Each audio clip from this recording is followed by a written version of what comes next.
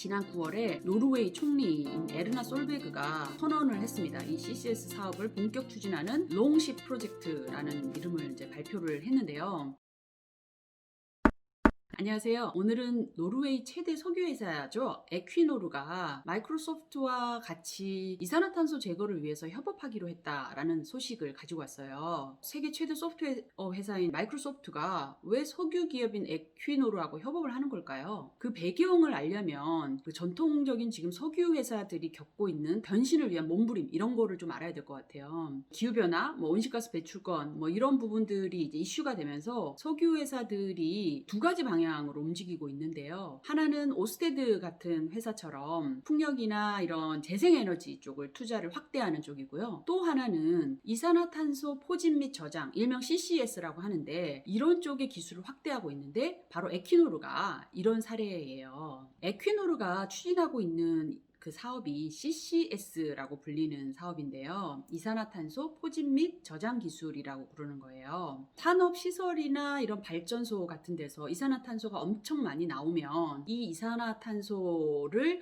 포집을 해가지고 얘를 압축시켜서 액체로 만들어서 파이프라인을 통해가지고 땅속 아니면 해저 아주 깊은 곳 저장소에 이것을 묻어두는 그런 기술이에요. 일부에서는 이 CCS에 대해서 과도기적인 기술이다, 아니 좀 위험하다, 그리고 이산화탄소 배출을 전제로 하는 기술이 말이 되느냐 이런 식의 비판도 있지만 현실적으로 태양광이나 풍력, 전기차를 아무리 쓴다고 하더라도 탄소 중립을 하기는 좀 어렵다. 그리고 한 국가에서 나는 무조건 이제 이산화탄소 쓸래, 화석 연료 쓸래라고 할 경우가 있기 때문에 이 CCS 기술은 필수적이다라는 의견도 팽팽합니다. 노르웨이 같은 경우는 이 CCS 기술에 올인을 한 나라라고도 이제 볼 수 있는데요. 지난 9월에 노르웨이 총리인 에르나 솔베그가 선언을 했습니다. 이 CCS 사업을 본격 추진하는 롱십 프로젝트라는 이름을 이제 발표를 했는데요. 이렇게 말을 했어요. 노르웨이 최대 기후 프로젝트고 탄소 배출을 줄이고 신기술을 개발하고 고용 창출까지 일으킬 수 있는 이런 사업이다. 롱십은 덴마크어로 랑크십이라고 그래가지고 그 1000년 전에 이제 바이킹이 타던 그 긴 배,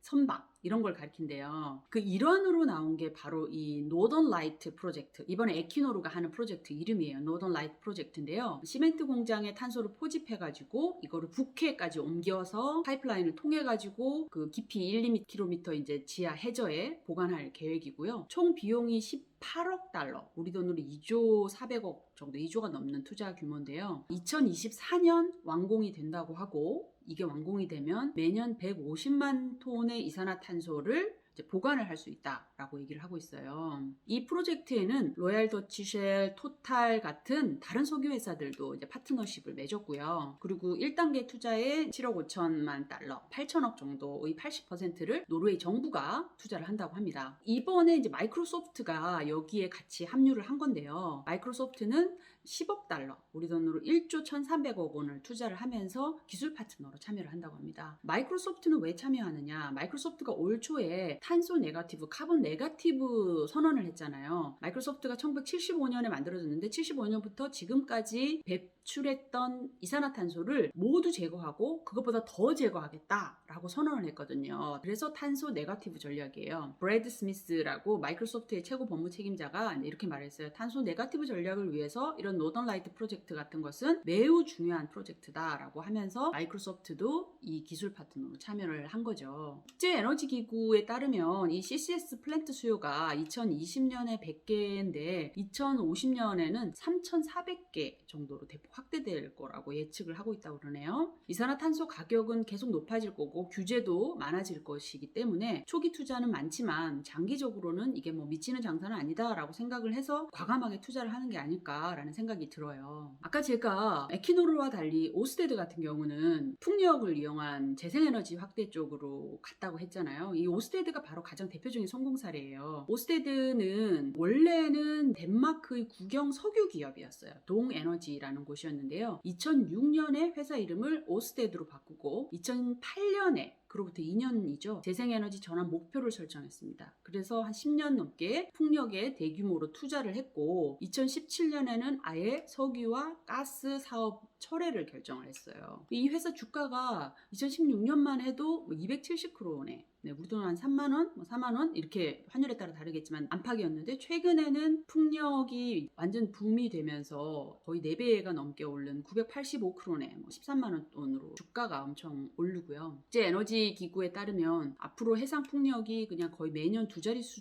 정도로 늘어난다고 하죠. 우리나라도 그린 뉴딜에 따라서 2030년까지 12기가와트 정도의 이제 해상 풍력 단지를 조성하겠다라고 밝히기도 했잖아요. 오스테드 관련해서 최근에 본 이제 기사 중에서 가장 흥미로웠던 건 뭐냐면 지난 8월쯤이었는데 재생에너지 구매 계약 중에서 가장 큰 규모의 계약이 이루어졌는데 그 당사자가 바로 오스테드하고 삼성이랑 같이 경쟁하고 있는 세계 최대 파운더리 업체죠. TSMC가 둘이 이제 전력 구매 계약을 체결을 한 거예요. 뭐냐면 오스테드는 대만에 창화라고 해서 대규모 풍력 발전 단지를 건설을 하고 있거든요. 풍력 발전에서 나오는 재생에너지를 TSMC가 20년 동안 사겠다라고 계약을 한 거예요. 오스테드에는 우리나라 기업인 LS전선, 포스코, CS윈드, 현대스틸, 삼강 M&T 이런 곳들도 납품을 하고 있는 곳들이거든요. 한국전력이 이번에 베트남이랑 인도네시아 석탄 화력발전소에 투자 결국 결정을 한 걸 두고 앞으로 10년을 내다보면서 이게 잘한 결정이냐 아니냐에 대한 논란이 많잖아요. 글로벌 석유 기업들이 이렇게 변신을 하기 위해서 다양한 노력을 하는 걸 보면서 이제 우리나라 기업들도 좀 더 과감한 투자와 재생에너지 전략에 대한